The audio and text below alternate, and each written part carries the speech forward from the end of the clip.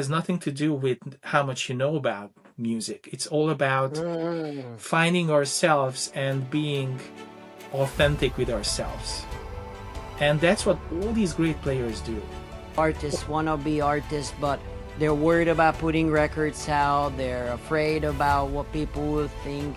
It's the coming from a place of being worried, being afraid, and saying I'm not ready, rather than let's learn from the process and accept that I'm not gonna be the best when I put this out. This people might not like it. There will be people who not like it. We're not gonna like it.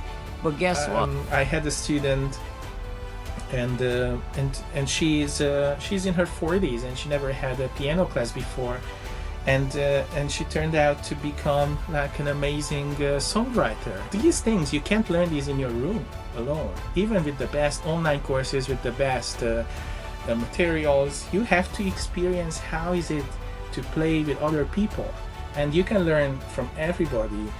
And if you get the chance to play with more experienced and better musicians than you, that's the best thing ever. I got the chance to learn from Ola Kálmán for 4 years at Liszt University, and he is one of the biggest geniuses I ever met. I think there is one big problem, and everything is going back to that. It's Roland Racz was one of my high school music teachers in Hungary at Hungary. And years later, we are reconnecting to talk about lessons artists don't always learn in schools. How to practice, how to teach, how to survive the business, and how to keep your creativity alive when the industry keeps changing. Roland is a jazz pianist. Jazz is Not Math offers real, premium category jazz piano arrangements and solos, written out, played and shown note by note, so you can experience firsthand how it feels to play like a real jazz pianist. Composer, producer, and educator based near Vancouver. And his work is all about making music education more human, creative, and practical.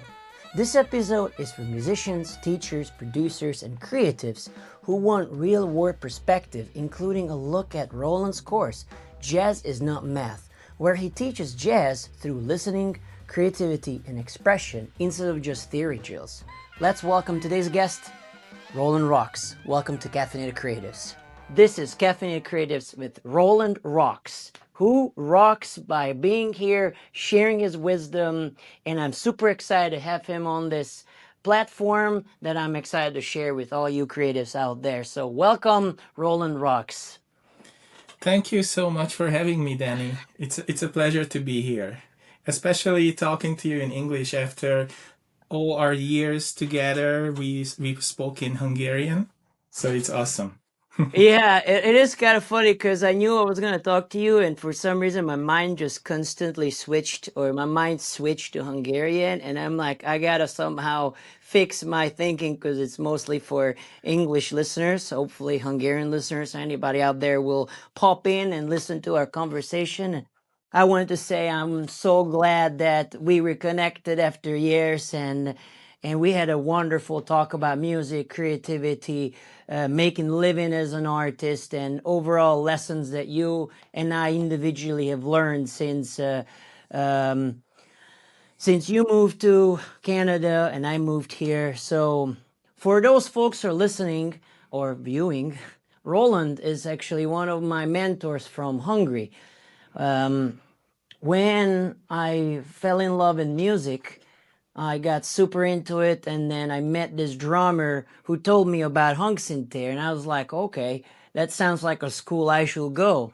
And they taught music, visual art, dancing. It was an art school. 2 days out of the 5 days, it was only art. And Roland was one of the teachers there, and he was, I believe, you taught me piano. I know I had 2 other piano teachers, but I know you taught me, and you taught me, I think, jazz theory, and you were a very prevalent figure in the knowledge of what you're passing down to the young generation, and I think a lot of thank you for all the knowledge that I've acquired on those years. Oh, That's my thank you. monologue. Thank you. Yeah, that was a very special school, and I wish when I was in my high school years that school has existed. But yeah, it was a special place, and one of the main figures in that town's jazz scene, Tamás Vörös, he made this happen. So he thought that training young musicians and preparing them for a professional music career was important, and he made two schools. One was just like a regular after school music school for anybody, and then he made this school for basically it's a high school for arts. And yeah, it was great to be there, and we had some very talented guys like you. And yeah, I can say that was a dream job for me. So I pretty much miss it ever since, because here in Canada I never had a school like that to teach. So it's awesome. How did you meet Vörös Tamás? How did you get involved with Hungsintér? I don't think I've ever asked. Yeah. So when I was 15, I guess, for some reason I think I saw a movie, and it was about the jazz pianist Jerry Lee. No, not jazz pianist. He's a rock and roll pianist, Jerry Lee Lewis.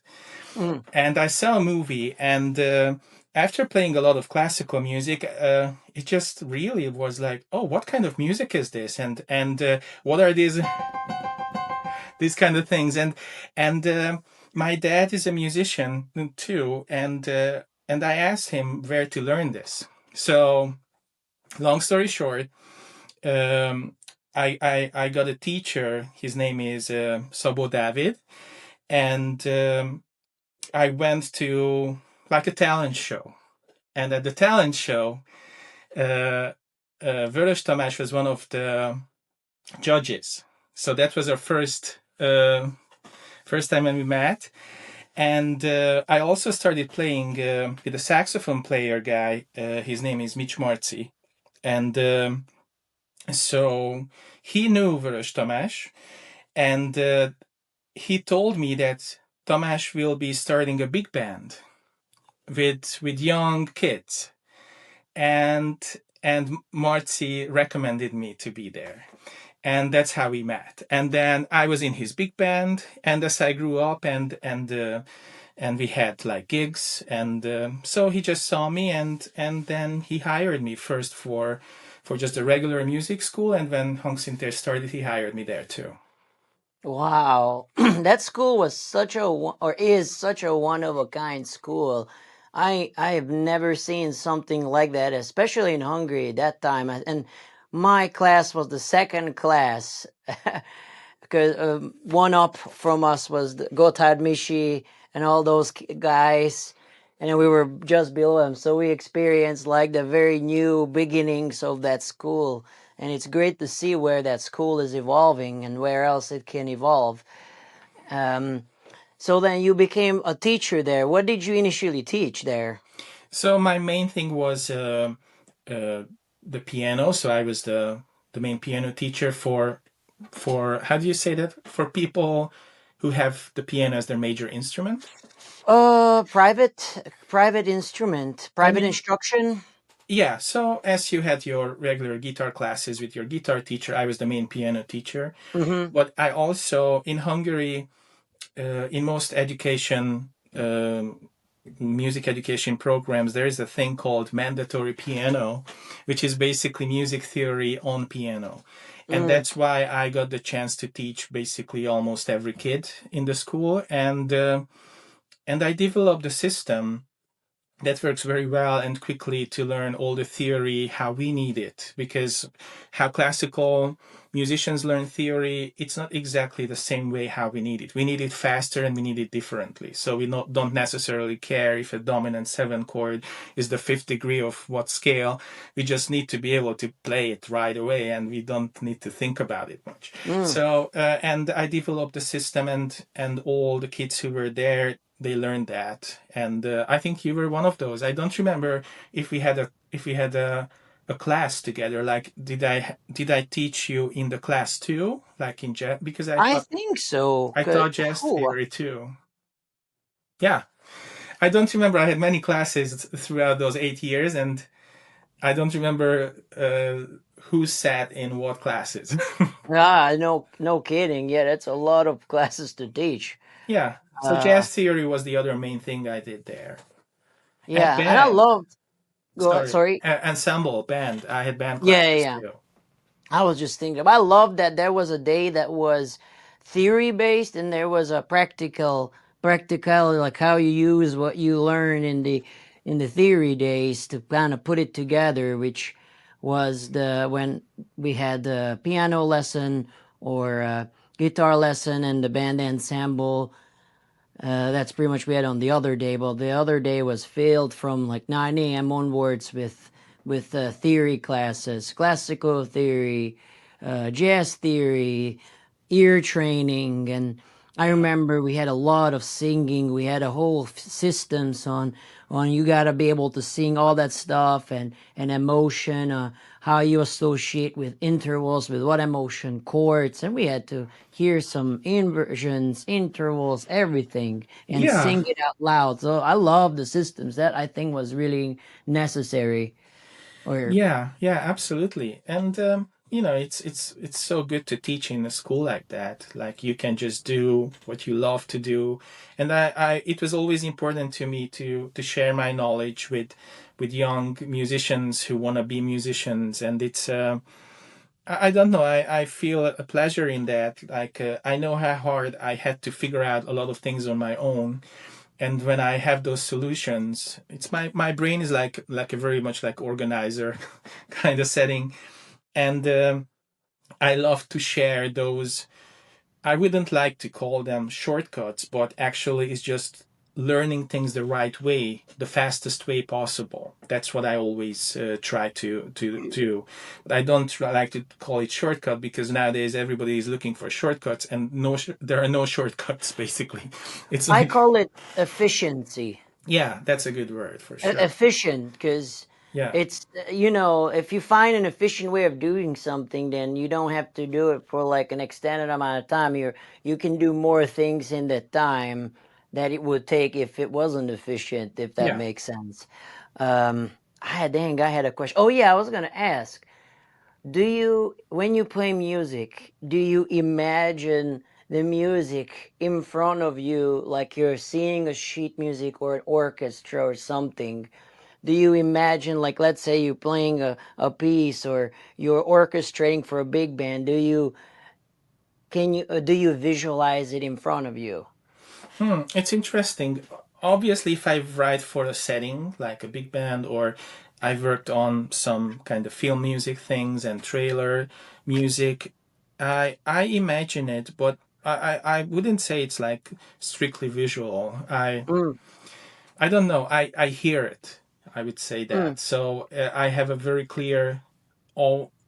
How do you say that? Like audio image in my head of what I'm going for, and yeah, if I write for, I don't know, if I know the band members, for example, if I make an mm. arrangement and I know that this and this and this guy will play that part, I really visualize them and I know how they play. So it's like, yeah, I have everything in my head before it gets out, for sure. Yeah, I remember when I had big band classes in school, and we were learning like the ideal ranges, like the ranges that you can safely be in. But then once you get to know the player and get to know their ranges, then you can be a bit more creative because you write for that person. I remember I used to write crazy high trumpet lines. Everybody falls into that trap. Everybody. And it took me a lot of finding to find somebody who's a lead trumpet player. Yeah. Yeah, and when the people come to you at the rehearsal and they just put their part on your table and they say, "I can't play that. It's impossible to play that." So that feel, oh my God, I messed up so much. And that happens with everybody. It's like you learn.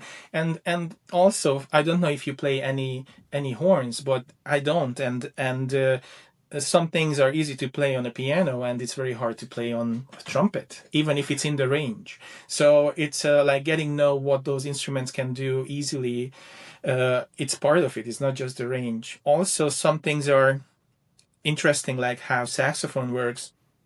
My friend, one of my great local saxophone players, he can play like extremely fast, and playing those same lines on the piano, it's like a lot of work. So and he just told me, because he plays the piano too, that there are some things that are easy to play fast on the saxophone but would be very hard to play fast on the piano, because just physically. Interesting. So you have to know the instrument you write for very much.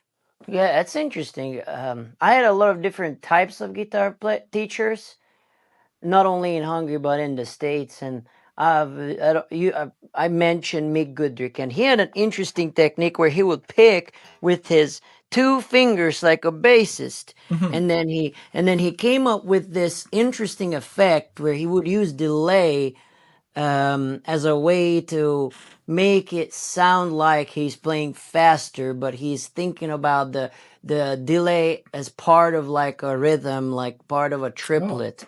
So Interesting. he's dividing that in his head, and and it sounds super fast. Or I had this other teacher who was very slow picker, but he would be an extremely good like two-hand tapper and could play super legato stuff that usually guitar wouldn't have. I don't want to say usually guitar wouldn't have. Usually you wouldn't think of that. Or there are these more modern things where you think pattern wise. Let me see if I can get an amp sound here. I'm all digital. I have like an amp simulator down there. It sounds pretty Cool. dope. Oh,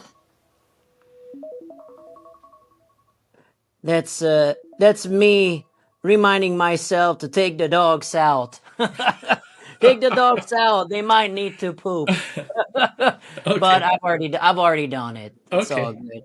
We can take a break anytime, by the way. Oh, no, I'm all good. So like there's I'll show you. Where are you? Like he was teaching me, there's this way of playing a pentatonic, or you can play it like that, and that's just the one down sweep. One down. And there's another way, which I don't know if I'm gonna mess it up or what, but it's always an even number. So 3. And it's very fluid, and you can even legato it and stuff like that. So there are a lot of interesting technique things. And I had a teacher who had this interesting thing where it's down pick and then 2 plucks. I don't have that down because that's not really my style. But I learned like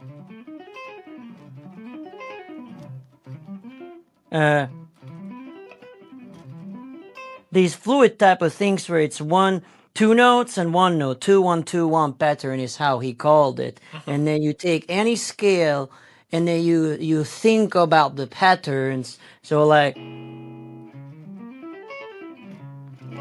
or what would be a good one for this?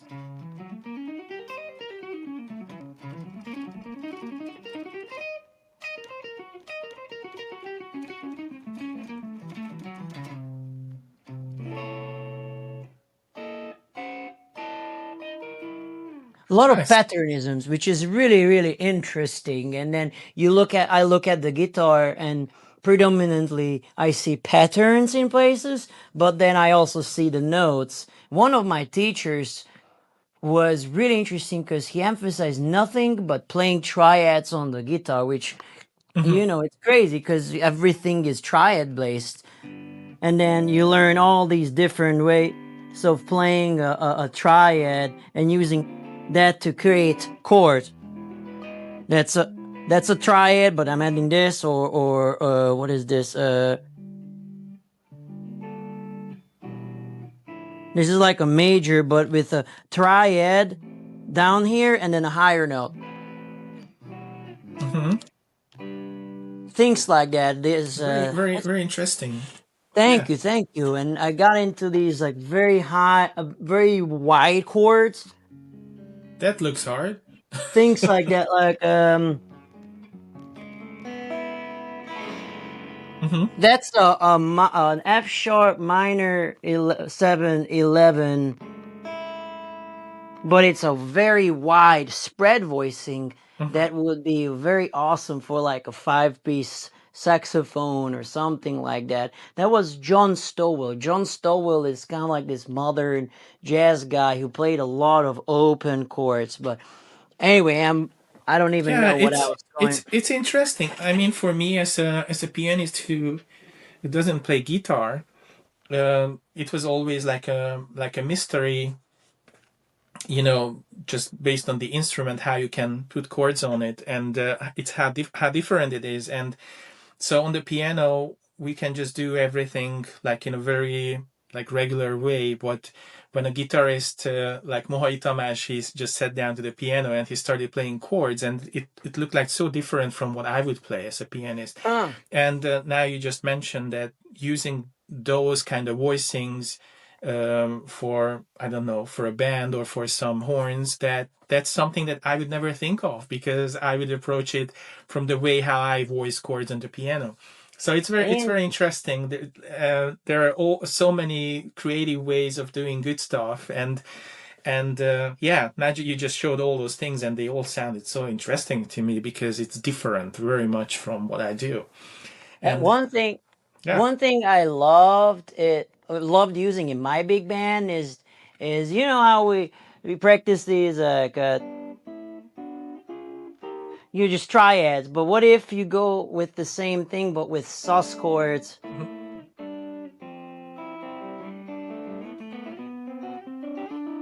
So I used a lot of these in my big band writing. It was called ambiguous or ambichords. Mhm. That's how it was in the books, and we had these patterns or like one major second and then a fourth up and then an octave from below, and that's 4 notes. And then you write this either thinking from the bottom up, or if you're thinking from like melody note wise, if we have like no, like a,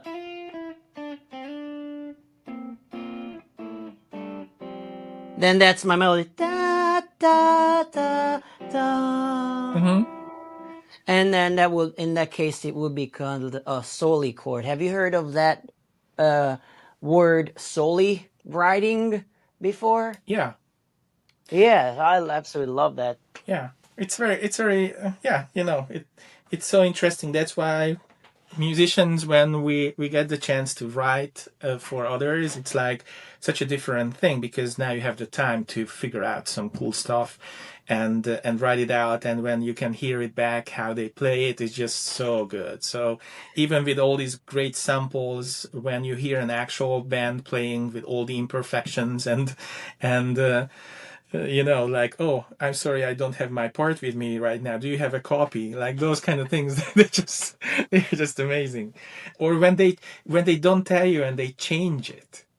So and like I noticed that, like, I had like an octave kind of melody, and they kind of broke the octave and they changed where those notes were because it was easier to play. And Interesting. I'm listening. What is this guy doing? So you have to be careful with your players, because sometimes they don't tell you that they change stuff to make it easier, and then yeah. So it's so funny, and yeah, just working together, like, I don't know, in a big band, like 17 people playing at the same time, working towards the same goal. It's just so powerful. It's such an energy. Like I can't believe. Like I was uh, ex- excited and scared at the same time when I first was hearing my big band Yeah. writings. And of course, I made mistakes, but that's how you learn. And I remember analyzing this big band chart, And interestingly, the shout chorus was written in everybody's out of range to get on purposefully this high energy thing. Like people were playing in altissimo ranges, but because of that, it gave such a big power when you have a shout chorus. Yeah, It's just it's something. And then the cool thing is when you hear then Michael Jackson and how his vocal arrangements are basically ideas that big band writers would use, like all those togetherness, the soli chords and things like that, are these ideas how you can use like a big band writing technique in pop production. yeah. It's awesome. It's all super exciting, and yeah, I really like the multi-genre thinking too. I'm one of those players and composers that I really respect every kind of genre and style, and it just teaches me so much when I so it's really, as you said last time when we talked, that even if you practice, I don't know, if I have like a classical piano week, for example, I want to practice classical piano, then it will affect my jazz playing a lot too. So Mm, everything teaches you something that you will use in the other genres. mm, For a long time, I worked as a session keyboardist and pianist, and that kind of like strict playing what you have to do. So you have to follow basically the arrangement, how that song was produced, and that kind of order, I would say the word. It teaches you a lot when you start playing in jazz, and then you kind of play a little more organized. You think twice before just throwing something there. It's kind of like music. It helps with the cleanliness of playing, like really thinking about your melodies, your lines, instead of just playing because you can. So interesting. So many things. So where did you start? What's the origin story of the one only Roland Racz? How did the love of music go into your heart? That sounds very funny, but tell me. So that's very interesting because I don't remember an, a moment because I grew up. I started learning piano when I was 6.5, I think, and I went to the local music school and I learned classical music. And beside that, at home, my dad has very good music, so I listen to whatever he listened to. He is a Jimi Hendrix fan. I remember listening to Queen all the time, and he also had some gigs. So he couldn't become a professional because of his family circumstances. But he had a band and they play like a few times a year, and I always went there and I listened to him playing, and I was very proud to see my dad playing on stage. And whenever I listened to something in the radio, like any hits at the moment, I sat down to the piano and I tried to play it by ears. And I didn't know anything about what those things should be. I just had good ears and I tried to play. And I remember there was a song that had like a sudden change from a major to a minor, and it was like I didn't know what it was because all I just played like five and the octave in my left hand, and my dad had a keyboardist friend who came over and I asked him, what is that? I can't hear what the change is there in that song. And he said, oh, it's just a minor. And I will never forget that F sharp minor. And I was maybe 9 or 10, I don't know. And then did my classical music classes, and when I was 14 I quit. So my dad was devastated, and I remember closing the big door of the music school, which was like a huge heavy door, and I said I will never come back again, and I was so happy to walk home. For some reason, I don't know, at 14, teenager years started and my brain was off. And then what I mentioned before, I watched that movie with the rock and roll craziness, these kind of things, and then that led me back. And then my teacher, who is a jazz pianist, Sabo David, then listening to him and meeting at the talent show with Marzi, as I said, he gave me a Horace Silver record, and I put it in.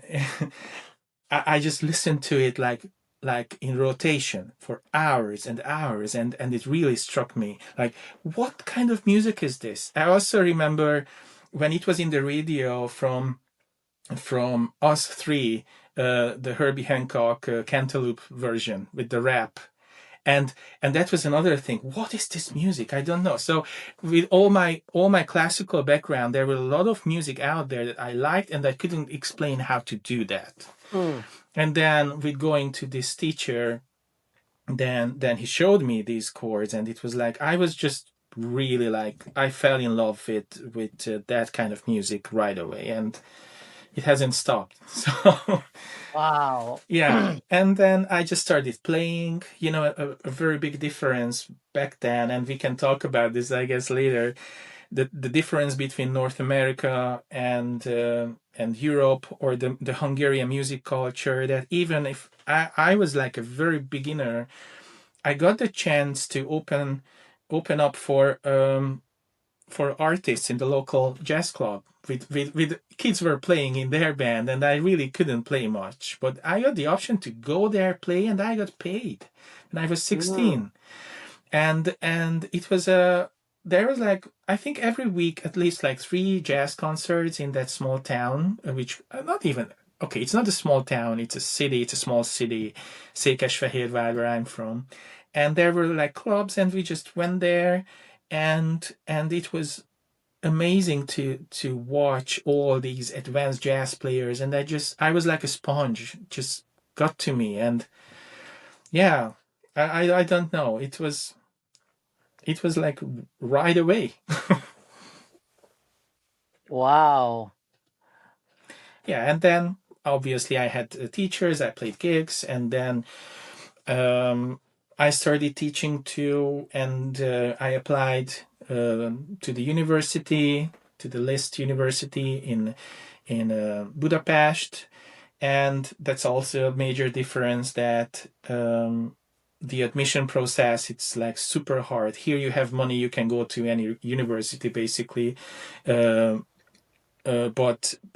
there it's like getting into that, it was like very hard. So I really had to work towards it. Then there was another school, I don't know if you remember, which was after high school, for students after high school, and Tamás made that too, that school. And there I had amazing teachers like Szabó Dani, and he's a very famous pianist, and also Romhányi Áron, and so those guys just gave me so much, really. And then I got the chance to learn from Ola Kálmán for 4 years at Liszt University, and he's one of the biggest geniuses I ever met. And just Wow. watching him play from close, and it was, I don't know, I was very lucky with all the mentors and teachers I had. And yeah, it was, yeah, I think it really mattered, and they always gave me direction on, and they were always very honest and strict. So they clearly said in my face when I messed up, and they didn't say, okay, you are good, that's good, you're gonna do it. And they said, if you don't practice this, it will not go nowhere, so practice it, do it. So they taught me hard work too. So it's amazing. What do you think was the most important habit that you've learned in your younger years of being a musician? I think I just notice it now, looking back, when I see how people try to approach jazz. That's why my program is Jazz is Not Math. So I see that many people are waiting in their rooms, and they wait for a moment when they are ready. Like, okay, I will learn all the 13 chords in every key, and so it's like this kind of mentality that there will be a moment when you feel ready. That moment will never come. And what I think was very good that I learned by doing it. So I went up on the stage that I knew only the harmonies of that jazz song that we played. Like actually, I if they asked me, I knew how to play a B flat 13, but I didn't know how to do that from G flat. And if there was a song the next week, what we did, and it had a G flat 13, then I would learn that chord. So it's like, but I was on stage and playing together with people in a band, and the reactions, just the things you learn, like, okay, I'm lost. I don't know where the band is. I don't know what chord to play because I lost it. And then how to get back. How to catch. Oh, there was a bass note. It played an E flat. I hear it now. Okay, this one's with the E flat chord now. And those kind of experiences. Or I had a problem with rushing. So I played and I was so much into my playing that I didn't notice that I went ahead a little bit. And then when the band stops and they look at you like, what are you doing? What are you doing? What are you doing? Or when I played some bass notes with octave because of my solo playing, and the bass player just looked at me. So that's my part. You don't play there. It's not like, please don't play there. You don't play there. Okay, sorry. and then I left the bass notes out a little more. And so these things, you can't learn these in your room alone. Even with the best online courses, with the best materials, you have to experience how is it to play with other people. And you can learn from everybody. And if you get the chance to play with more experienced and better musicians than you, that's the best thing ever. That you can be the worst player in a band. That's the best thing for you, because then you can learn from everybody. Yeah. I remember. Thank you for sharing. By the way, I love the story. Oh. That reminds me of one experience I had when I was at Berkeley. I had a mentor called David Fizinski, and he had a sub school called Planet Microjam, where he teaches microtonal fusion, microtonal Wow. jazz rock fusion to students. And I don't know if you knew, but I play fretless guitar. It's not here; it's at my dad's now, which I should call him and tell him to bring it back. But it's an interesting instrument. Again, I spent so much time just learning how to even play in tune, and then we had to learn to read music that has notations of quarter flats and quarter sharps. Oh my And goodness. oh, yeah, we didn't even talk about it last time. And then I had took another lesson with this like award-winning musician called Simon Shahin, who plays a bunch of other instruments, and he does a bunch of like cultural music. And we learned a lot of other types of notations, like, I don't know, even more microtonal than a quarter tone, which is crazy. Wow. And he could hear it. He could hear it. Uh-huh. And the crazy thing is, I've played with musicians who are from the like the states, who had perfect pitch. Whenever you play like out of tune, whatever, they will hurt them. Like they wouldn't know what it is, or it's out of tune. But I played with people, like, let's say from China or India, who are used to that sort of sound. They're like, yeah, that's a quarter flat C sharp, or quarter flat, quarter sharp C sharp. Yeah. I'm like, wow. And then we had to solo over these weird chords where like the third was a little bit flatter, and then things like that. I wish my fretless was here. I don't know where I was going. Oh yeah, I know where I was going. And Fuse would invite these musicians that he knew to come and play with us. And he had Jojo Mayer come in, so I had a chance to play twice with Jojo Mayer. I played with this drummer called Mark Juliana, who's a pretty prevalent drummer in the New York jazz fusion beat music type of scene. And that guy, when he was playing, I was like shocked. I was like, holy cow. The best experience is always to what you just said, to play with the best that you can, because you learn. And Of course, I agree with what you said. There's no place where there, nobody can be always ready for something. You gotta jump head first and just take the blow. You know Absolutely. what I mean? Yeah. So, because the thing is, I've seen that a lot here in the States. Do artists want to be artists, but they're worried about putting records out. They're afraid about what people will think. It's the coming from a place of being worried, being afraid, and saying I'm not ready, rather than let's learn from the process and accept that I'm not gonna be the best when I put this out. This people might not like it. There will be people who not like it, who are not gonna like it. But guess what? That's part of the process of being at a place where you look back and say, "Yep, I have grown." You know.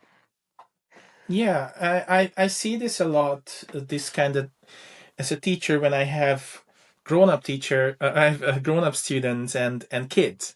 So when you are young, even in your teenager years, you are like, you are used to be told what to do, and there are no expectations because you're a kid and you are free to make mistakes. And as people get older, they gain this mentality that they have to be good and perfect, and that affects them even in areas where it's really unrealistic. Mm, How could you be like ready for playing like a great jazz gig if you never try? You can't be um, you can't be at a level that other people with a lot of work and talent, they achieved it through years of playing. You can't expect you to be close to that, but you have to accept that because it's a journey, and you will never play like I don't know, whoever I want to say, you will never play like a professional jazz pianist on your first gig. It's just impossible. You can't. But if you don't start it somewhere, you will never get there. That's the point. mm. You know, Well, that's part of the journey. Yeah, yeah, yeah, for yeah, sure. You gotta dive in first. But how do you teach these important mentalities that you'll carry through life that will ultimately bring you closer that what you envision to be what you want to establish? But you know the saying in Hungarian, "Jó pap is holtig tanul." A good yeah, priest studies until death. You know. yeah, But I love what you said. The childlike wonder, the childlike excitement, I think needs to remain where you have this enthusiasm and let's do it, let's do it, let's see what's going on, let's see what's gonna happen. You know. Oh, I love the confidence of kids. It's like I see with my, I have a 10-year-old and now a newborn baby, and my 10-year-old was very much in scootering. And you know, those like they go down the bowl, they do jumps, and it's like first when I was there, I was so scared, and he got very good at it. And we had a classmate, and he joined him. So my son Nordin was doing this for a year, and this classmate came and, oh, I know how to do it. I saw it many times, and you know, he tried it and he fell like a lot, but he just stood up and he kept going. But he had the mentality that he already knows it. It's like, and it was so funny. It's so funny to see. So the kids have this confidence and they try out everything without a thought. It's like, Mm, I know it, I know how to do that, and then they realize, oh, maybe I don't, but they don't care and they keep going, and that's what mm. we need all the time. And it's not just music; it's anything basically. Like last time we talked about business. That's the same thing. You just have to do it and start somewhere, and then you will learn as you go. I agree. I agree. How do we maintain that and not let other things kind of take that aspect of our personality out? That's hard. I think it depends on what that thing is, because as adults we have our responsibilities. We have to make money, which and we have limited time. So it really depends on what we do. If there is no pressure on the activity, like if someone is not like a professional musician and they want to learn to play jazz, there shouldn't be any pressure on that, I think, because nothing depends on it, right? So it's just your ego and what your friends may say about you when you go on stage and they don't like it. But that part is, I think that should be easy to handle. When it comes to like business and then you try something and you fail, it's a little harder because it's about finances. So, but again, it's like we just have to go through this life and we have to do the best we can. And yeah, I have no solution. I have no wisdom over this. It's just you have to keep going. That's the best. Almost makes me think that we got to be a little bit stubborn at certain aspects of our lives to maintain certain aspects of our lives or Yeah. ourselves that we strive to become. Yeah, I think absolutely. that's what it reminds me of. Dang, I had a thought earlier. Um, oh yes, so think when you started, when you decided I love music, I want to become a professional musician. What did success mean to you? It's very interesting. Looking back now, I think I didn't realize at the moment how lucky I was with that environment in my city where I grew up, with getting a job right away as a teacher, getting gigs right away, playing a lot. I didn't really think about this whole thing as success. It wasn't a factor for me. All I wanted to do is play music, and I got to do it. Mm. And I was happy to do it. I played in multiple bands in multiple genres, and I didn't have the time to think about it much because I had a gig this week with that band, then the other Mm. band. I constantly had to learn new songs all the time, new repertoires. I played locally, then I played more like in the country. So you just do more and more, and then you get noticed by bigger projects, and then you just keep going. And I don't know, it all these things just happened without me planning anything or without me thinking about, okay, when would I feel successful. I never thought about that to be successful. I just wanted to be every day until today. I just want to be a better musician every day. So Hmm. that's my only goal, and I measure success by achieving something that I couldn't do 2 weeks Mm. ago. Success for me is that it only exists in my head in music. So I don't know if I learn a new classical piece I wanted to learn for years, for example, or if I have like an arrangement, or if I record a song, for example, and those are all achievements, and I always try to do my best, and every day I want to be better than I was yesterday. And when I get that in any, even if it's just a microscopic thing, that makes me feel like accomplished. Thinking back or reminiscing about Hung Sinter and certain things that Hung Sinter did, a lot of things that I loved is that they organized concerts pretty often at Vörös Tamás's venue, and then they would organize concerts for bands to play. Mm-hmm. So I remember going pretty often to Székesfehérvár. I'm making it sound Americanized. Székesfehérvár. It's uh, good. to go and play, which was awesome. I was also thinking that I don't unfortunately have much of an experience what it's like to make living or play music in Hungary per se, because right off the bat when I finished You Hung left. Sinte, I was 17 and a half. I moved to the States, and that was in 2011, and then it was like restart, and then 2 years later, or year and a half ish later, I went to live in Boston.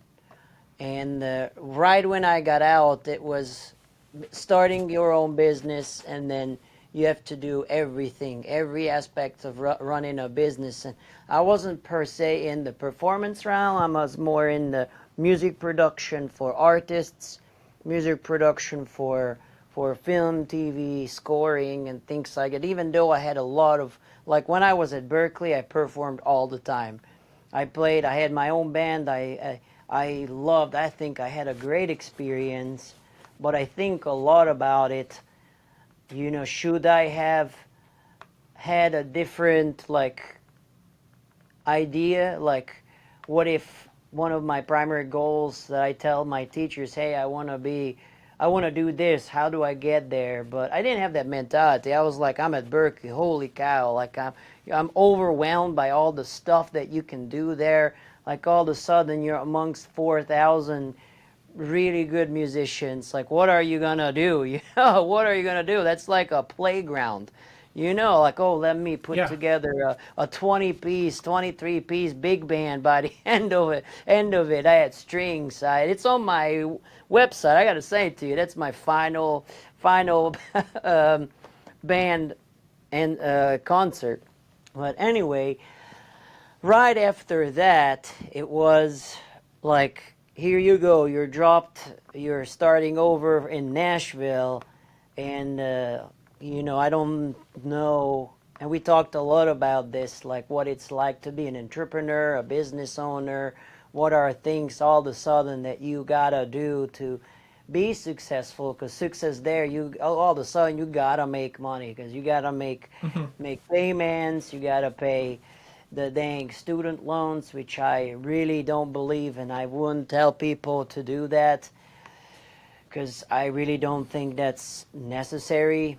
And it's crazy that in the States a student can take up a student loan of like hundreds of $1,000s, but they can't get like a business loan to start a business, which is crazy. I could be wrong. I need to double check on that. If I'm wrong, don't hate me, all your listeners. But so it's the aspects here that I've experienced is to run a business, but that doesn't always mean that I'm practicing guitar all the time or I'm playing music out there. But how am I marketing and things like that? I don't know where I'm going. I guess, what differences do you see in the music industry between when you experienced that in Hungary and when you moved to Canada, and what also inspired moving to Canada? Yeah, so this is a huge topic, and many things that were very easy and obvious to do in Hungary, it's a lot harder to do here. So, for example, just the size of the country.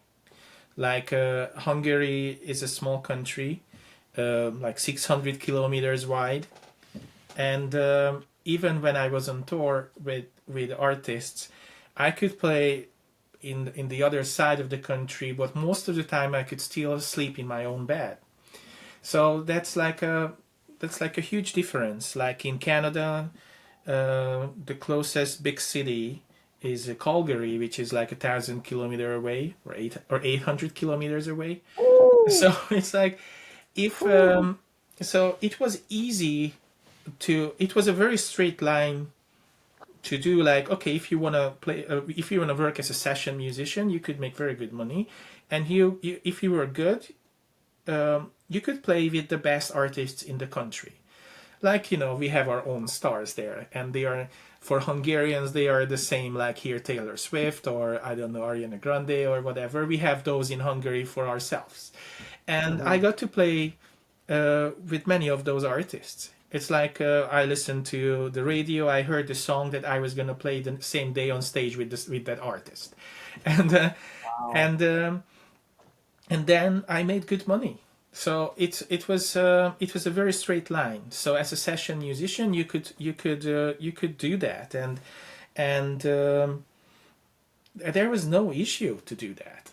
So I would say, if you have stayed in Hungary and you would go down that route, then probably you would have done the same, because it's an easier place in that respect. I'm not sure, but here in Canada, my circumstances are very different. So when we came here, obviously we had to follow the immigration process that comes with a lot of limitations, and I had to go to a school here, and also, just the size of the country and the lack of network. So you could be a very good player if people don't know you, because you build out your network, like I did in Hungary, starting when I was 16, and I was there until I was 34. So I had a lifelong network with people. It's very easy to get into good projects if everybody knows you. I don't know, if someone got sick, I was the keyboardist on call. If Ruzha Magdi needed a keyboardist, they called me and I went. If Peli Barna needed someone, I went. And it's all about networking. So when you come to a new country, your network is zero. And that's the same what you experienced, that you got there and zero network, and that's very hard, and you have to build up. It doesn't take that much time because you're already at a high professional level, so people will notice you. But still, that's one thing. But the biggest thing is, if I wanted to do the same life what I had in Hungary, I would never be with my family. And that's like a decision every musician has to make, because I have my kid, and I have my kids, I have my wife, and in Canada, if I would go down that route, then if I go on tour with someone, it could be a month or two, and I wouldn't be home. So that's like a big decision that I didn't want to do, and yeah, it's also, I think there's a very different it's a big difference how people look at music in North America compared to Europe in general. So the value of music here is a lot lower than back in Europe. And there can be many reasons for that. Like, I don't know, sports have like a big value in people's eyes, but music and arts, they are like, I don't know, they are not valued at all. So when you play, I mean, it was very shocking to me when I came to Ottawa and I played my first gig. It was just the money we got. It was just a little bit higher than I made in Hungary, compared to what a regular salary in Canada is compared to Hungary. So when I go here in Vancouver, and one of the best jazz clubs here would pay you, I don't know, $150 or $200.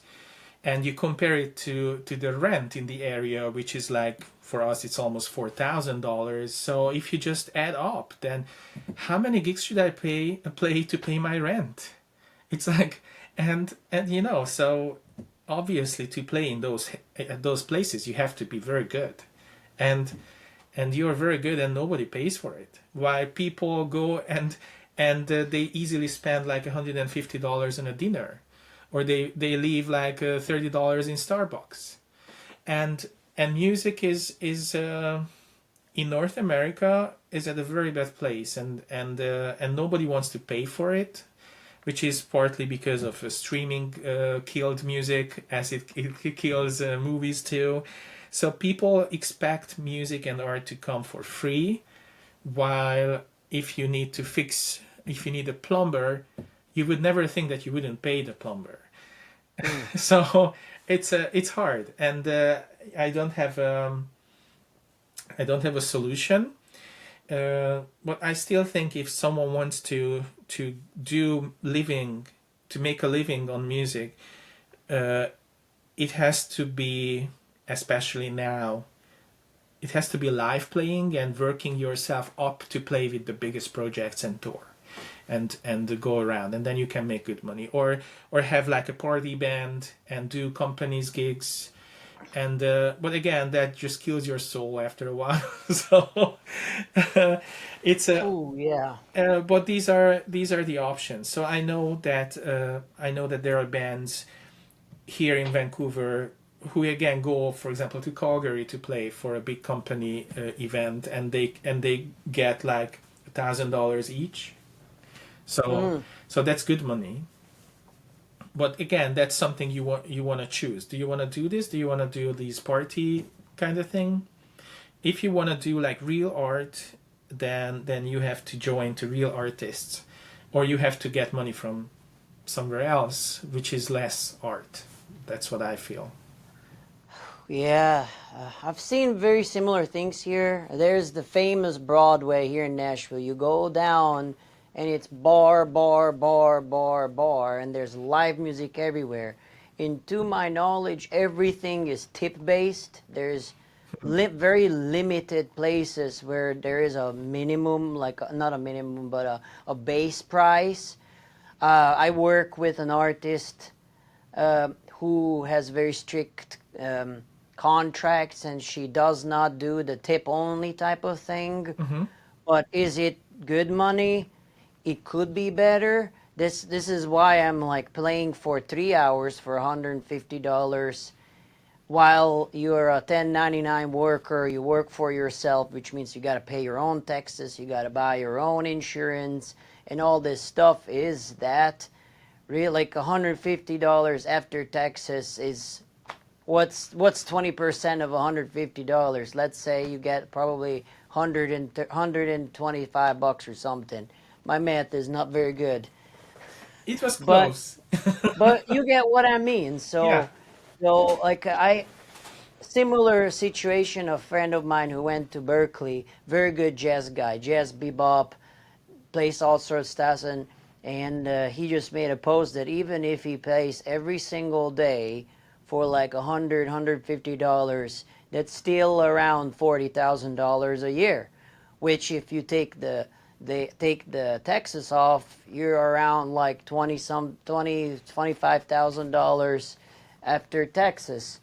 And the crazy thing is, if you're making between 15,000 and 650 and 30,000, $36,000 a year, that's when you can get like benefit, like help from the government to help with what is it called, healthcare.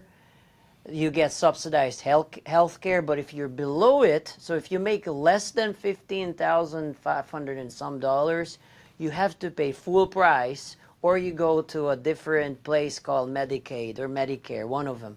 But that is like, which is crazy. Healthcare, again, another big thing here, or Yeah, weird it's thing. different here in Canada and in Europe. So in most developed countries in the world, they have like universal healthcare. I know it's a big thing in the States, and people there think that it's like socialism, but that's your problem.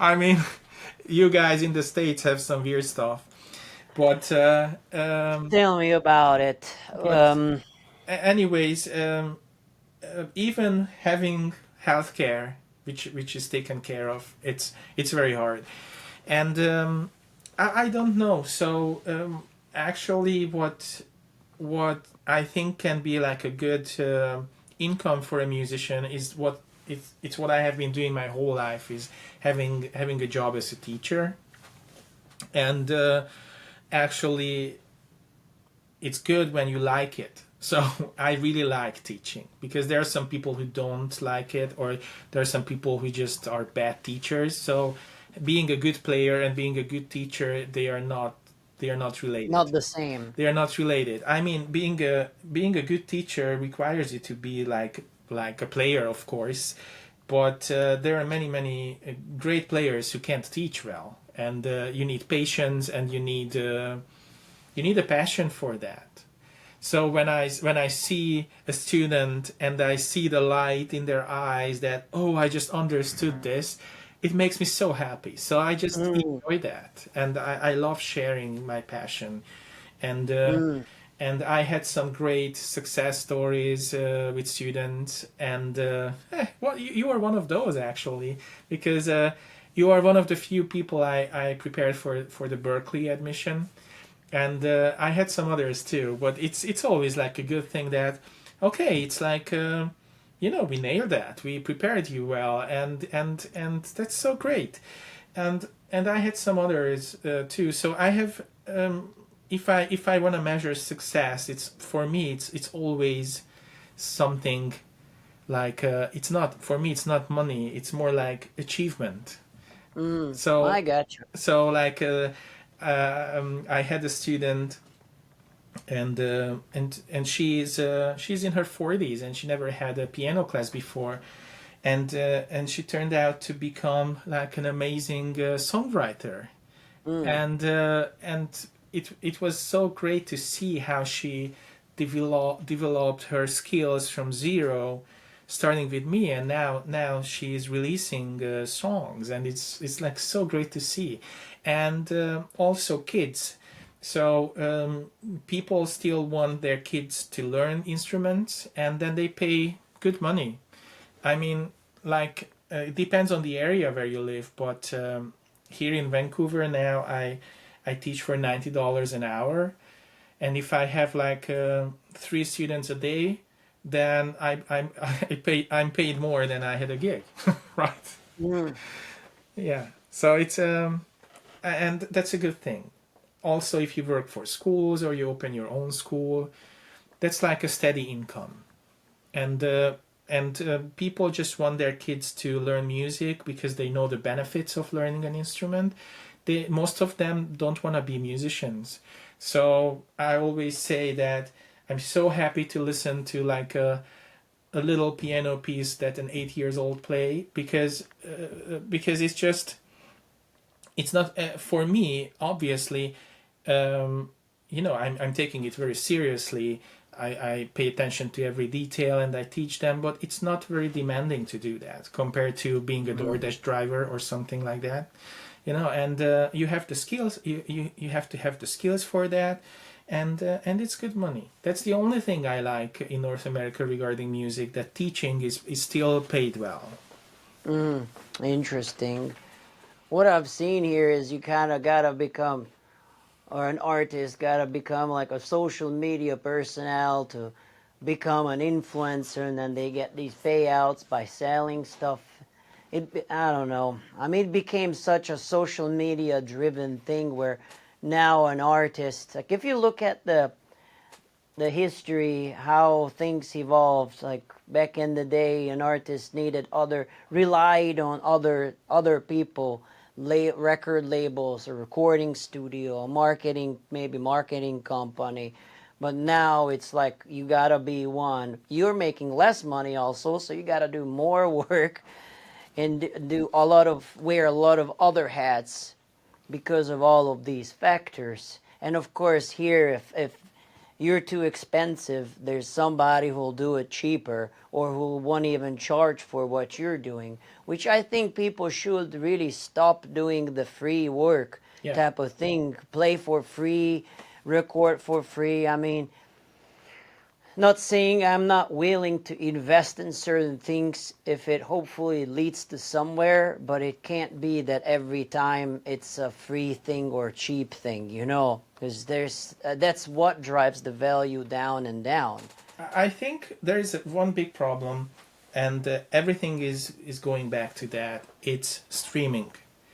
Before streaming, you could release an album, and you could make, like, I don't know, like an album was like $10-15, and people, if people like your music, that was like a serious revenue, even if you had to share it with your record company and everybody, and you got like a piece of that. But that was like a main income, and copyright, so royalties. So I don't know who came up with the idea that streaming platforms don't need to pay the same royalties like radios do, because at the moment only one person listens to it and not like 100,000 from that radio channel, right?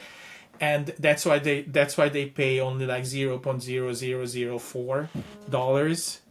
So where is that? They steal our products. There's no other industry in the world where you can steal other people's work and then you make money on it and you don't pay them, because basically they don't pay you.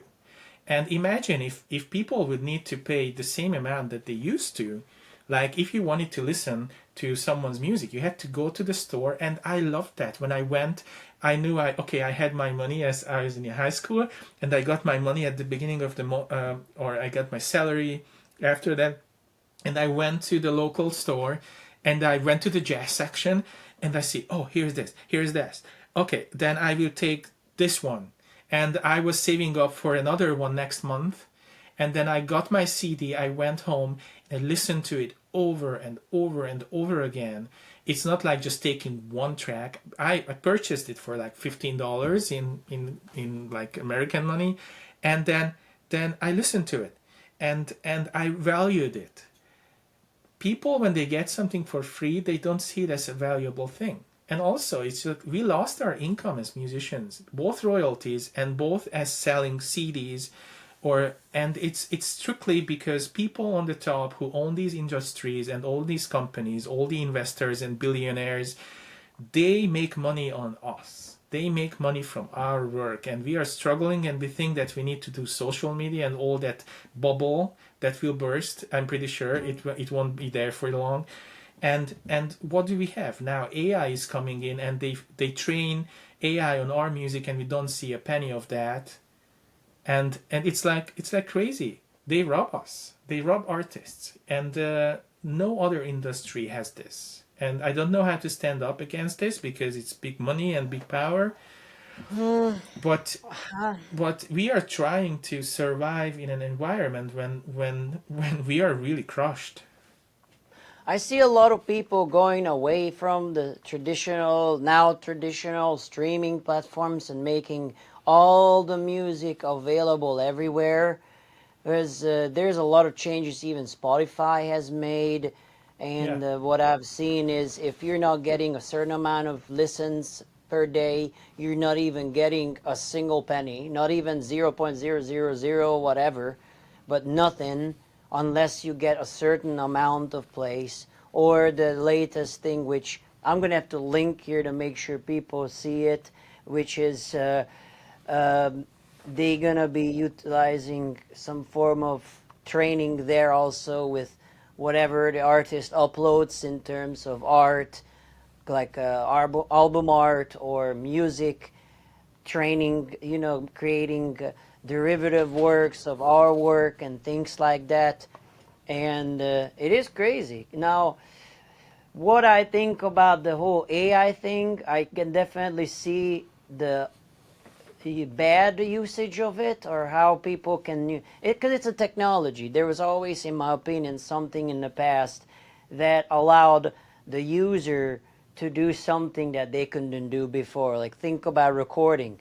Like back in the 50s, you have like 4 channels or whatever, and then you have DAWs that allowed way more recording, re-recording. Like, we can re-record vocals, we can re-record guitars, whatever. Then we have auto-tune. Then now, we can fix any mistake. We don't have to be perfect. I've literally seen mix session, where there was hundreds of, like nearly 1,000 tracks, and a lot of vocals were comped and everything. So, and I even think I've seen like some other jazz musicians working with comping a solo and things like that. But technology, I think, depends on the user, and it can be abused and can be used in a creative way. And if we are promoting the non like ethical ways of using it, then it's going to be not well used. I use it. I think a lot of people are using it.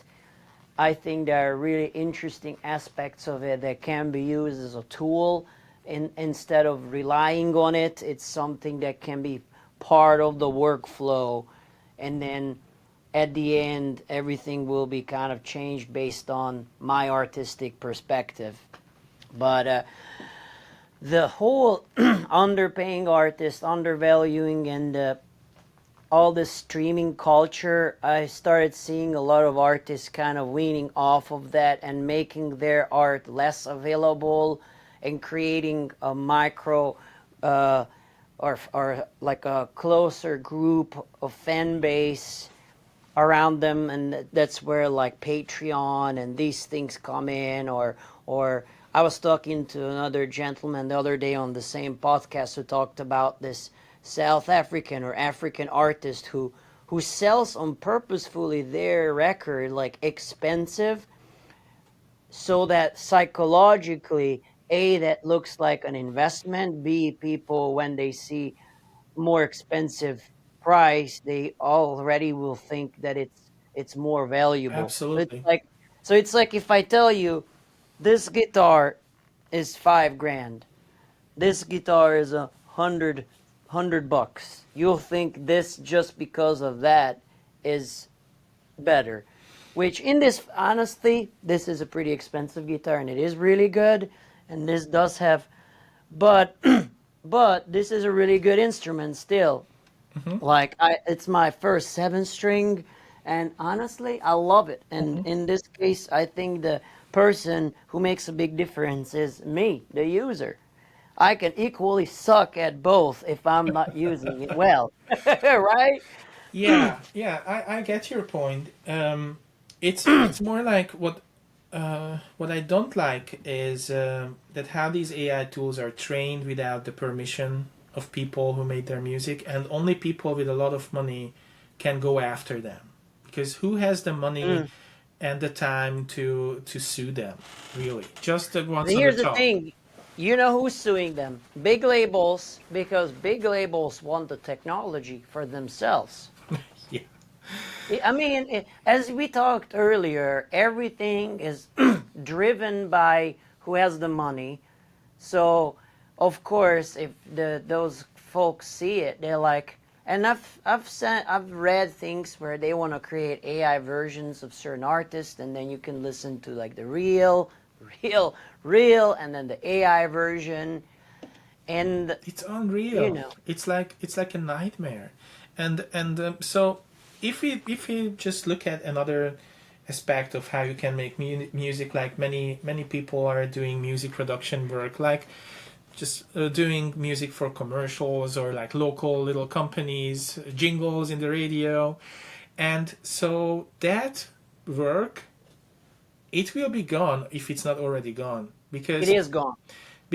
you have a $20 subscription, you click on two things and it creates something for you and it's done. So again, that's another way of stealing our work.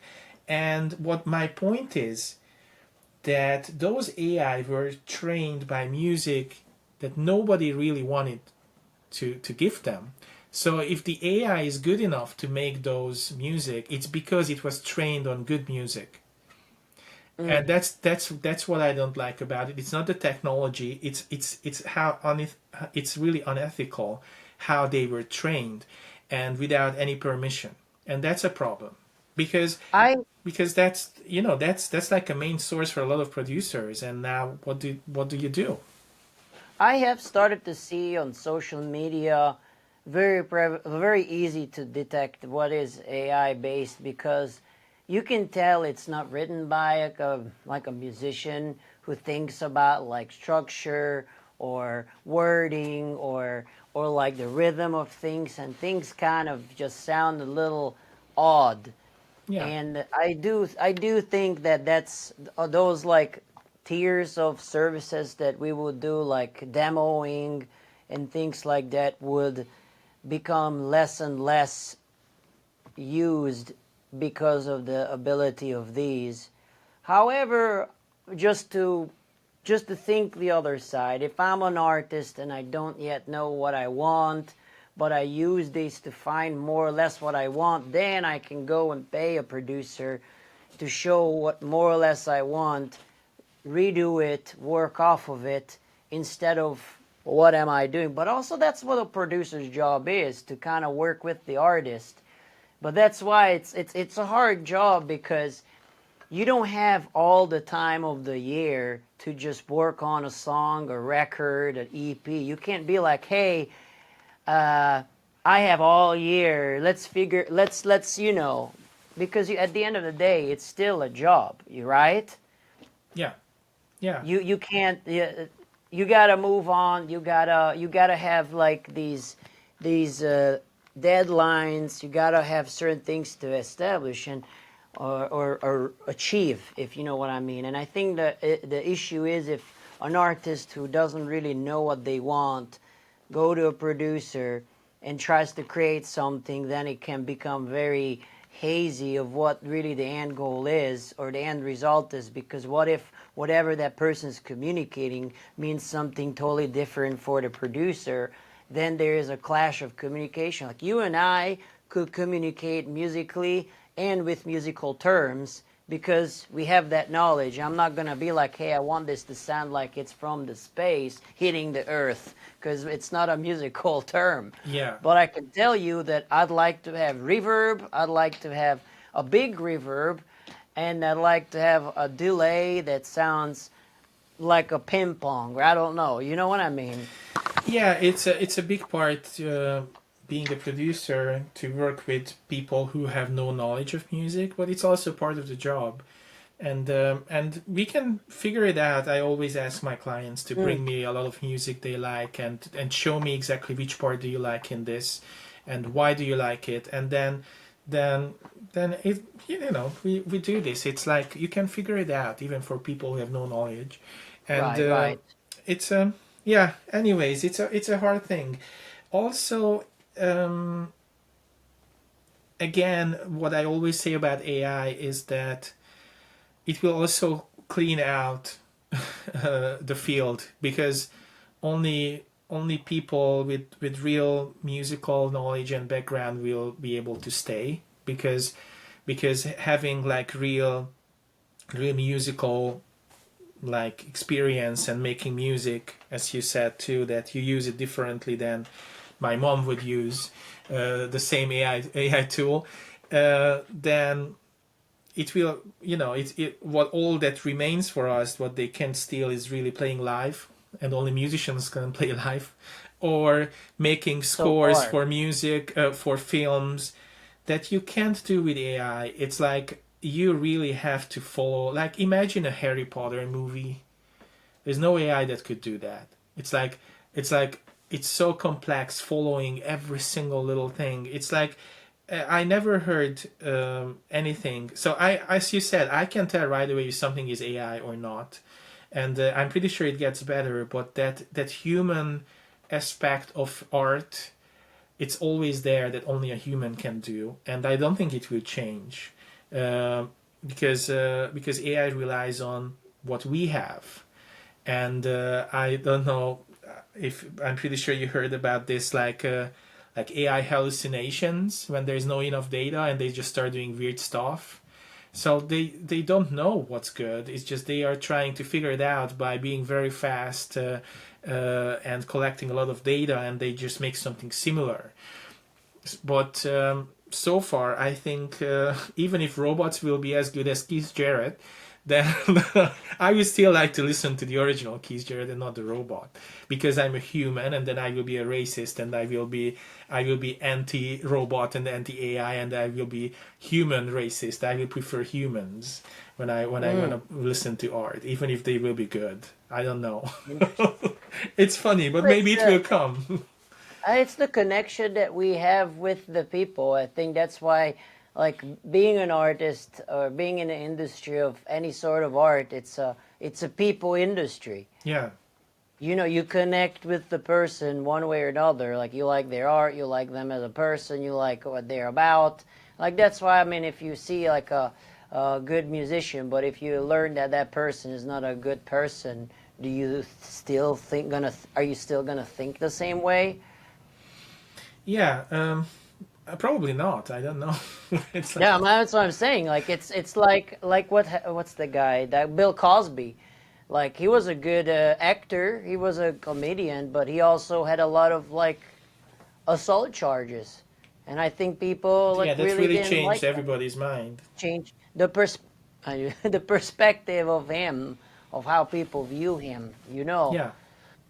So the human element, and I do think that we, like artists, also do get inspired by other artists, and we can also Yeah. discuss like what is at all originality. Because if you give me, I don't, how can I say it? Like, you listen to music, you listen to records, I listen to records. I'm like, whoa, I love this. How can I do something like it? I love the sentiment. Like, in a way, we're also copying to get better as musicians. We learn concepts of how things were created. We play similar lines. Well, now then, what is originality? If I learn a solo and I utilize similar elements of a solo, am I being original? Oh yeah, so if we go down that hole, it's like we should go back to cavemen and just getting a wooden stick and hit it to the rock, and then they started the quarter notes first, and then everybody copied from there. So it's like it's obvious that we are trained by the music around us, and then we go from there. We don't play music like they were played in the 1500s, because music has evolved from there to the place where there it is now. And we have, of course, we have sources, and of course we are influenced by everything. But what I think about originality is that if you listen to the same track, I listen to the same track, and maybe we learn the same solo from, I don't know, like Michael Brecker, and then we you learn it, I learn it, and then we get the chance to play something based on that. What you're gonna do, it will be different from what I'm gonna do, because everybody has. I don't know. Sometimes I think music may be like a religion. It's like I think that we all have like a sacred connection to music that goes through us. My connection is mine only. Your connection is yours only. And we have our own filter that comes through. And then because it goes through us, then we create something that is us. And from the same source, you will do something different than I. And that's what means being human and being an artist, that you filter things through yourself and your vision, and then it will be something that comes out from you, and it can only come through you. And that's the point of it.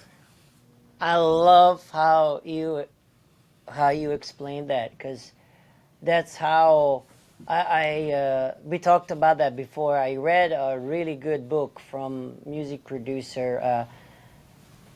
What's his name? Now I can't remember his name. And I say multiple times. First, I read a book of Victor Wooten, and it is really interesting because it's like a conversation that he has with a physical embodiment of music, and he has these series of conversations, and then he says that this famous sculptor said that the sculpture or the end product was already there. He just had to remove the excess of it, which is very interesting, because that means that the art that we're creating, it's somewhere existing, but we're kind of letting it happen, letting it come to fruition. And what's this guy? Oh man, now it's gonna bother me. I talk a lot about him. You don't remember him, do you? No. A creative act. It's called the Creative Act, A Way of Being by Rick Rubin. So, by the way, you guys, if you're listening, if you like what you're hearing, what you're seeing with our conversations with Roland Racz, hit the like, share, and subscribe. Back at talking about this wonderful book, it's less about making art, but more like idealisms of how to view at the act of creating and what is creativity and things like that. And after reading these books and just thinking a lot about what is creativity and all these things, I came to the conclusion, I imagined myself walking like this metaphysical road, and I'm passing these different teachers like you, other people, and I'm passed down this musical literature of physical knowledge and theoretical knowledge and life lessons and feelings, and that gets filtered through my head, my heart, and me as a being represents that when I'm playing, composing, writing. Yeah. If that makes sense. That's very similar to, I think, what you just said. Yeah. I think. Yeah, absolutely. I think it's the exact same thing. And Yeah. And and in that regard, I say that the ultimate instrument is actually ourselves. It's not the instrument that I'm holding. It's not that instrument. But the thing that holds me back is my current state of how well can I express myself through that instrument. Because yeah, I'm not equally as good in every instrument, but I have ways with technology that I can make it. So, it's if we are at this level of philosophical topics, yes. I have I have a very I just got to realize one thing which affects our playing. As you know, as being a jazz player, when you have your solo, you're on, and my program is based on this too. And it wasn't an intentional connection, but it just all everything connects. That the best players. I just listened yesterday to Keith Jarrett, and I'm always amazed when I listen to him, and he's not the only one. I mean, there are a lot of great players, but being authentic when you play means that opening up that channel and let music flow through you and actually play that, which is it's an obvious thing that all these players, they know all the theory you can have, like they know everything, and when they know everything, then they just forget everything. I never understood this, what it means, but really being authentic and honest when you play something because you feel that, and you don't play that because you know it works. So that's like a big difference when you really feel that melody coming there, and you kind of try to lock out all expectations, all like okay, what should I play? I have to sound good. I have to be, I'm playing in this jazz club. This is my reputation. I play with this guy. I want them to feel that I've played good. All these things. You have to put those out and just be honest. And if you have only 2 notes to play, then you play those 2 notes. And don't put there like a whole lick that works over C7. And let yourself to get into a state, into that zone, when you actually allow yourself to play what you feel and what comes. And all the things that work, they are just there as a tool to find what you really hear, what you're really hearing when you play. And Jared plays like that. So whenever he plays things that are just like a complete musical masterpiece, because he plays exactly what's coming through him, and he cares about that. But it's only like being so relaxed, being so much yourself, and allowing you to be yourself, that you find that. And it's a state. It has nothing to do with how much you know about music. It's all about finding ourselves and being authentic with ourselves. And that's what all these great players do. All of them. And it takes a lot of work to actually get there. Because you just still have to find that damn note you're hearing in your head, right? So, and if you know that where that note should be because of theory, that helps you a lot. But also you have to stop yourself to play that lick just because it works and it sounds good. You have to find what's coming, and when you find that, that's what people feel, that's what people connect to. And that it's not just a solo, it's also being authentic in your art. All the best artists that everybody looks up to, they are very genuine. they do their own stuff. They don't care about anything else, just doing what's coming from them. Like, look at Bruno Mars. He started doing 70s music in 2020. And he did it, and it was authentic, and people loved it. So that's I think like the ultimate goal as an artist, to really just do what's coming from you without caring about anything.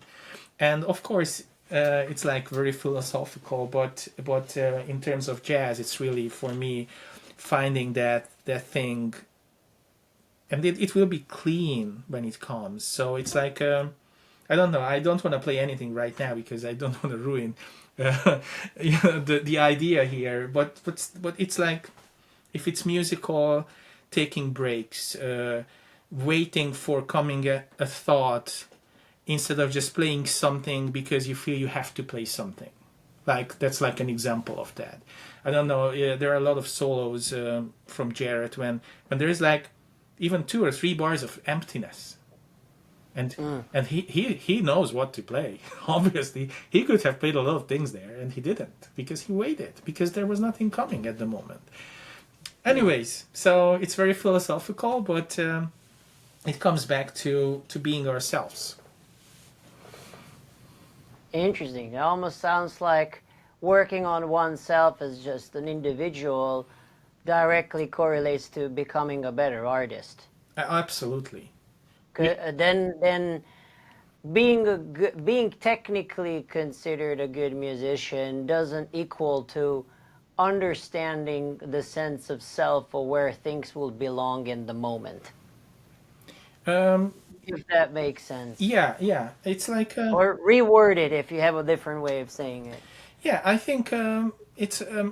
I'm pretty sure that you listen to a lot of artists and a lot of musicians, and there are some that really catch you. They draw you in from the very first moment, because it's just like, what's going on? It's when something is authentic and genuine. That's the feel, and you can't explain why. They could be the same notes from another person, but from that person they feel so there because it's coming there. It has to be. It's supposed to be there like that. So that's the feel. I was gonna say about the Keith Jarrett thing. Like, do we appreciate Keith Jarrett because we have an appreciation of intellectually good music? Would other people who don't have the knowledge you and I have appreciate it? Or would folks nowadays who don't listen to a lot of jazz, would they think the same thing we think? That's an interesting question, because there are certain genres that are not, you have to be a little more informed in musical styles. But also there is a thing that when I was 16, I didn't know anything about jazz, and I loved it right away. So what is it? What is it? I think it's what people like is whatever it is what they like. And it can be any genre. But the general rule of being genuine and authentic, that works in any genre. And if people like pop music, you know why people like so much Taylor Swift? Because she's genuine. She's writing her own thoughts in her songs, and she's doing exactly what's coming from her very genuinely. And people feel that. And people who like jazz music, they feel that too in those artists. So it's not a genre specific thing, but as I don't like Hungarian wedding music much, I'm pretty sure that there are some artists there who are very genuine, and people who like that style, they will know that. So think about it like this. On the other hand, I feel that exposing people to jazz, obviously I've done that a lot of times in my life, because of nobody in my family ever listened to jazz much, and what they experience is, and I think this is also like a big problem here in North America, that people don't get exposed to live music. They don't go to concerts. When I was 8 years old, in my city there was like a pass for kids, and I went to to symphonic orchestra concerts every month. I had a pass, and I got to go and see a symphonic orchestra playing very, very nice classical pieces. And the Mm. same thing happens with jazz, that whenever I got any people who didn't listen to jazz at all, when they came and saw me playing, they enjoyed it because it was live. So that energy, when there are real people on the stage, they do music on the on the fly right there in front of you, that has such a big power, that whatever that music is, live music and live good music, I would say good music, whatever genre we talk about, that affects people. So when you sit Mm. there, it's not like you are just scrolling on your phone that doesn't have any bass, and then you don't even hear half of what's happening. But Mm. so good genuine music affects people when they are there, and maybe they will leave after 5 songs, who knows, Mm. but still, live music has a big power. I love that. Yeah, I remember even in Hungsinter, we had classes where we would look at a concert. We would analyze, we would listen, we'd have um, the teacher would have questions about what we heard and analyze it, or I think with you, we were analyzing like a meshuggah rhythm or something, like a real life scenario. Here's a song, let's write down the rhythm of this song or this breakdown, rhythmic breakdown, or what Yeah, you. I watched a lot of concerts with my classes. I don't remember that exactly. I watched Sting concerts. I watched Beyonce concerts and a lot of other stuff. And yeah, yeah, it's part of it. Absolutely. Now, with all of this in your head, how did you come to create your own course in music? Oh, okay. So this it's still in the work. During the years of teaching, I've been teaching for more than 25 years now. Wow. Obviously, you collect a lot of knowledge and a lot of things that you see that work and things that don't work, and then you just realize that, oh, there is so much like knowledge here that should be put in a format that it could be accessed, and even when you can't teach everybody because you don't have that much time, right? And I'm trying to give people something. So it's like I like to give what I experience so they can do their own stuff out of it. And I started collecting how I teach jazz and how I learn jazz, and compared to what I see around me.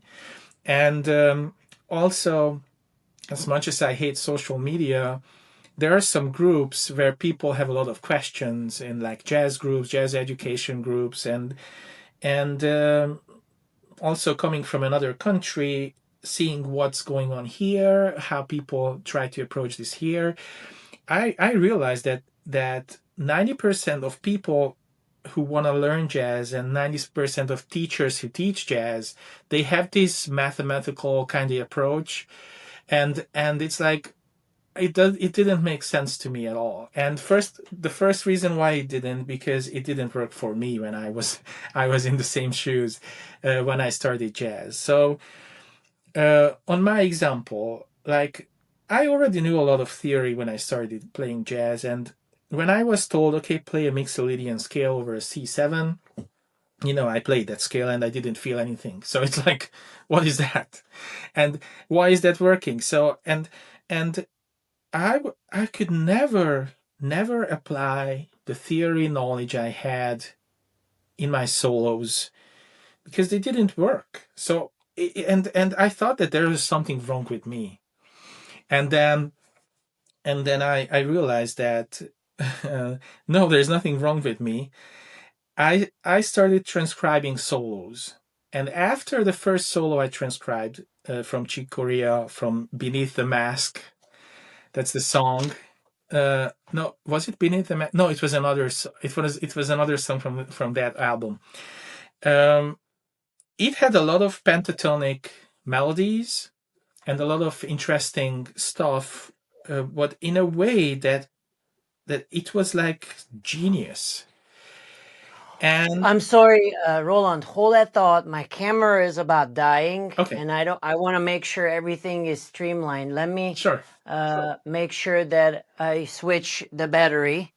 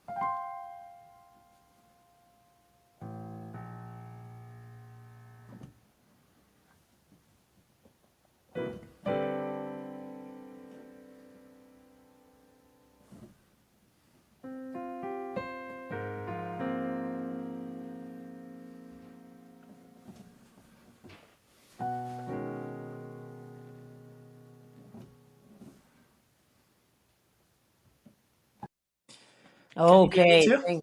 thankfully I was able to fix it and no interruptions. I love what I was hearing.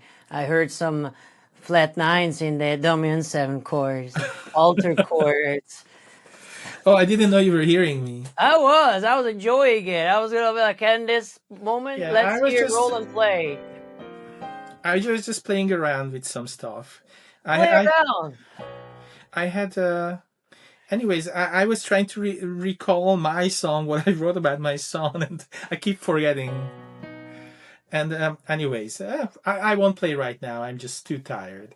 But I will give you a lot of my recordings that you can include if you want to. Okay, okay. Yeah. Anyways, so what I was, Yes, I you were was, talking about your school, yeah. yeah. So when I learned, as I said, I couldn't apply the theory in my solos, even though I knew what scales to play, what to do. It didn't work for me at all. So and I thought that there was something wrong with me, and and when I transcribed my first solo from Chick Corea Electric Band Beneath the Mask album, I don't know which song. I have to look it up. Then he played a solo with mostly pentatonics, and he did it in a way that it was like when I listened to it, I didn't think that, oh, it was pentatonics. I learned it as it was, and I played it. And I remember at the time I had only my upright piano in my parents' living room, and I had it was a cassette, so I had to rewind all the time and listen to it over and over again. It was like a whole weekend for me to transcribe that solo. My mom was completely like, I just closed the living room door and they couldn't come in. So they were locked out from the room for the whole weekend. And it song had like chords like this. I And so it's like very deep. It's very depressive to listen to, and my mom hated that song. So and I was just doing that. And after that solo, when I played it, I learned a lot of new rhythms, obviously from Chick Corea. I was sitting there. That was the first time when I had to notate like 16th offbeats, because he played like a line that was sounded like it was from the beat, but it was a 16th away. And I was sitting there. I didn't know how to write that rhythm at the time, and I mm, figured it out. Oh, so it's like it's a 16 note away, and that's why it sounds so interesting. And all these revelations there, it's like, oh wow, what's going on here? And I played that all the time. I played it with the recording, and after that solo, that one solo changed everything.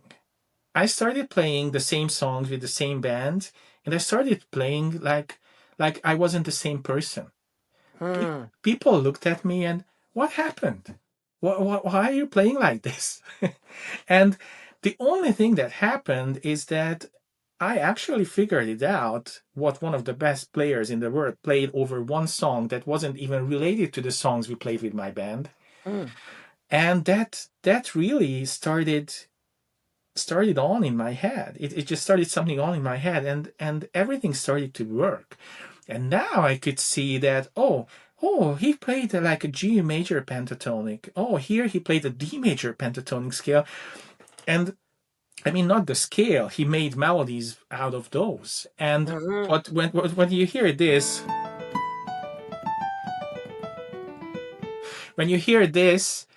it's not like when the teacher tells you, okay, play an E minor. That's not it, right? And when I started playing like this, it just sounded very boring to me, and that's why I didn't play those things, because the scale, the pentatonic, didn't work for me. I didn't know what to do with it. But after Chick Corea, it's like, oh, that's how you.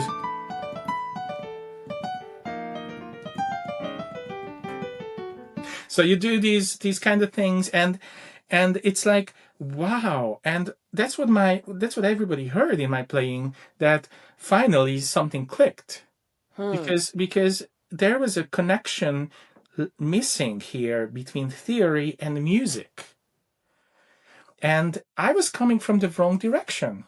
And that's what I realized, because everything I learned in my life, whatever genre it is, I learned everything from transcribing things. Transcribing arrangements, transcribing keyboard parts when I had to learn, like repertoire. Everything I learned of music, it's coming from playing music that I heard, I transcribed it, I learned to play it, and then I understood it. Not the other way around. And that's the same with jazz, so much so that when you are a jazz player, because of the improvisation part, you have to become a composer. When we say that, oh, you just play a solo, it sounds like a careless thing, that, okay, I can just play something over those chords. But if I say the word composer, that everybody starts feeling like, ooh, that's like a serious thing. Oh, am I really a composer? Do I have to be a composer? Yes, man, you have to be. You become one at the moment when you start playing a solo. You are a composer, you like it or not. And when it comes to that, then you realize, okay, so composers, they write music. Like, seriously, they write music. And then it just scares you. Oh my goodness, really? And here comes my idea, and that works, and I have worked with a lot of people, that obviously the best thing is when you transcribe things for yourself. But if someone wants to play jazz piano, and most teachers, what I hate the most, what I see this, let me play this for you.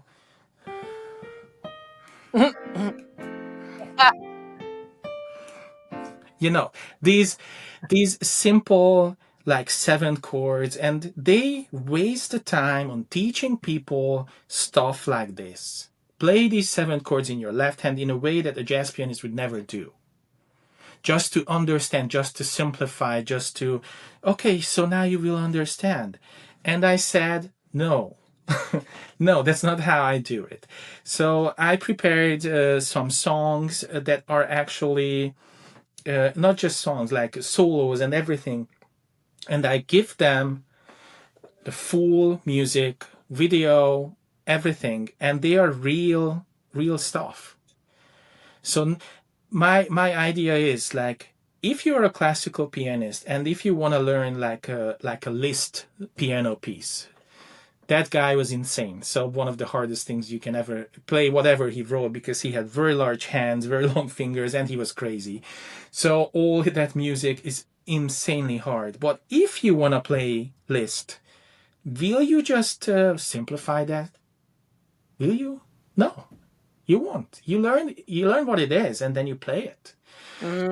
If you want to learn a Chopin piano piece, which is also extremely hard, not always, but many of them, then will you leave out notes? Will you just play those chords like just a few notes of it so the kid can play it?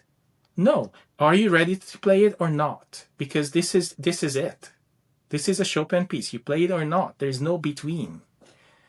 And when it comes to improvise and also just writing out chords. Like this is one of these giant steps.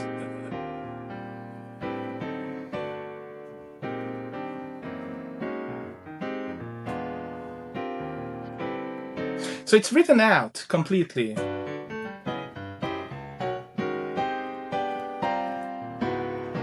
So it's written out, and then if someone wants to play jazz, this is it, man. This is it. Not this. It's not. This is it. That's it. You want to play it? This is it, man. You have to do it this way. So, and you want to improvise something like this? How would you do anything like this if you don't play anything like this first, right? You have to do this. And if you wanna have I have solos written out too, and then you can experience how to play, how to voice things in your left hand. Oh, maybe I will just switch and just show this in. Yes, please. Like Nice. for example, when you have like a blues, and even when people learn these one-hand jazz chords, like these kind of things, like an F7, B flat, and when you play a solo, then if you play these chords with your left hand here, then you're gonna play up here. And how does that sound? It's like so much high. That's not how you play. And then what do? And then you come down, and then you start playing just a lot less notes, whatever fits. And then when you learn a solo and you see that how you make just space for your right hand to play melodies, then you realize how to do it. And then you can analyze it later. Oh, okay, so that's how they do it. Because at one moment I may just play a bass note. And I don't know.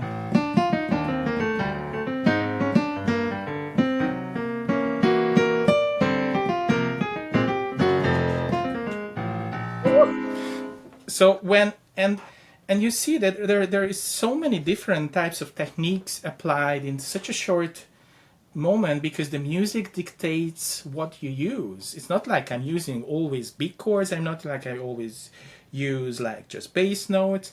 Whenever I have the opportunity, I may just click in like a big chord, something. And this is not something you can explain in a way that if you do this, you do that. If you do this, you do that. No, it's music. So you gotta play songs that like real jazz songs, real jazz solos, and you learn these automatically as you play those pieces. And then we can talk about, okay, so what happened here? So why what was this, which was obviously like a B flat 7 sharp 11, and how did that come there? Okay, so it was a voicing of this because of this and that, whatever. But the effect of this, that's unexplainable, because at that musical moment there was a hit and there was a surprise with it. And that musical context is that you can't explain. It's music.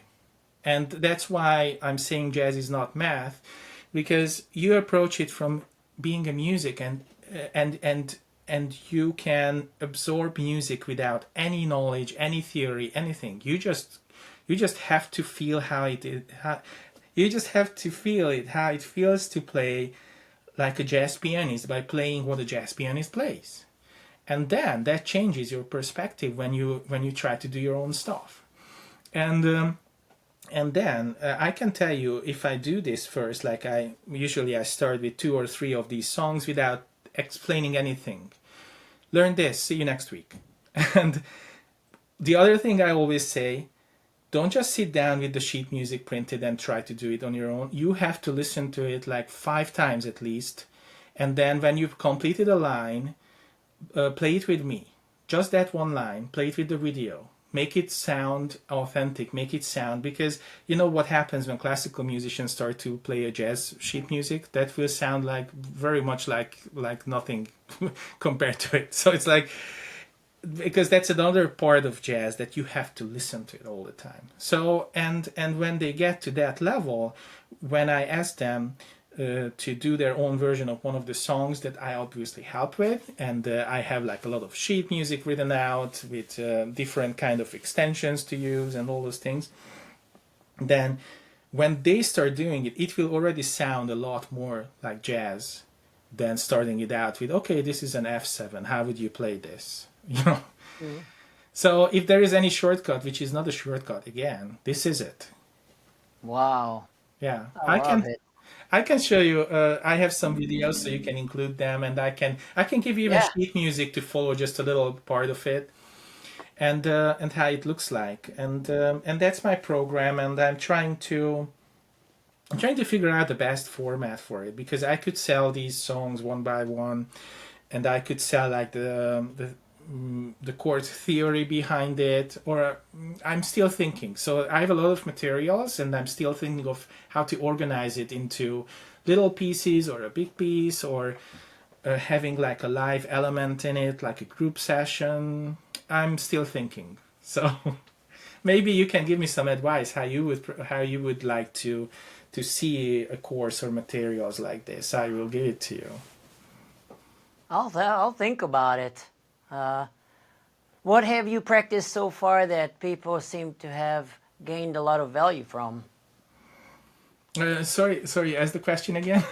In what way have you showcased these information to students that was perceived in a very positive fashion?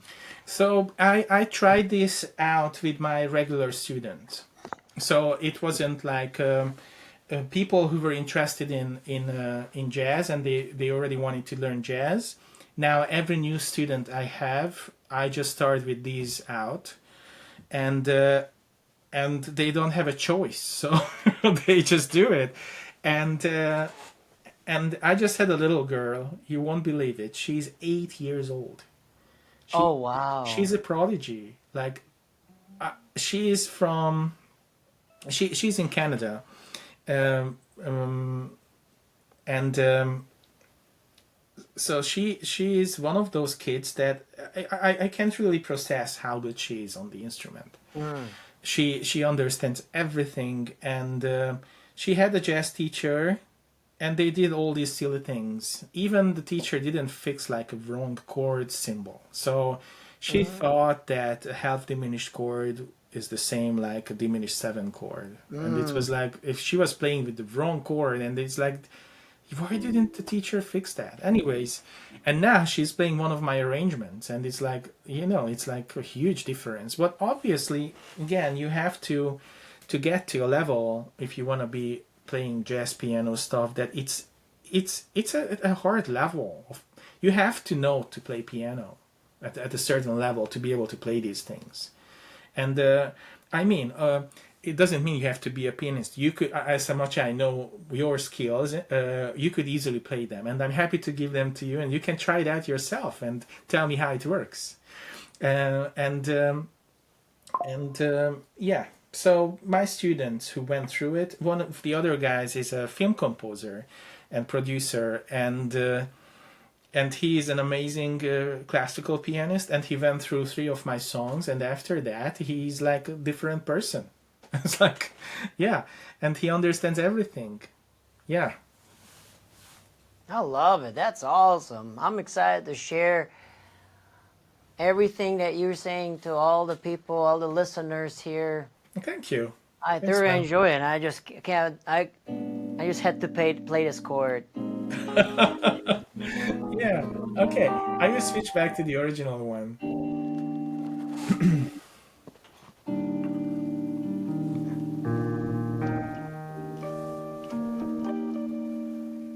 Have you seen these before on a guitar?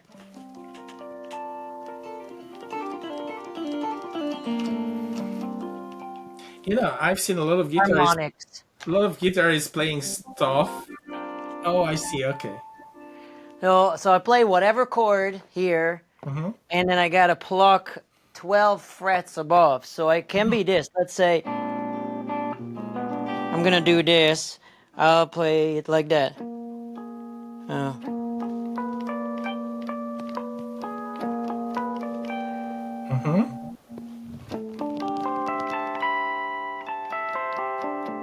Other cool technique I learned was this.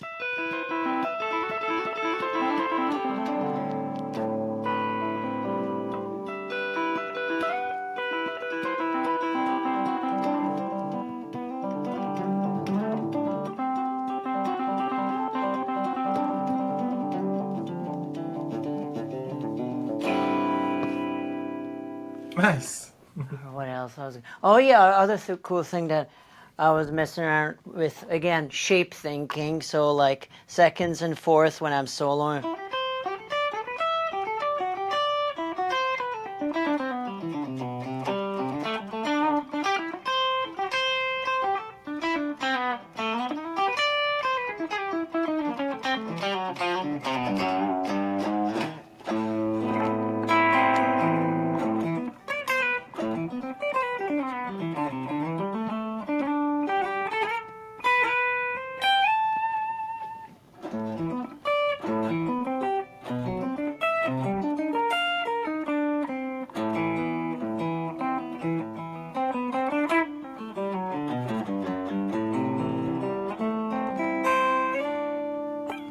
Some stuff like that.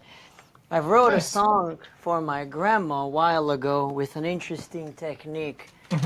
I'll show it to you. Okay. I wish my other acoustic guitar was operational, but it's currently at my uncle getting fixed.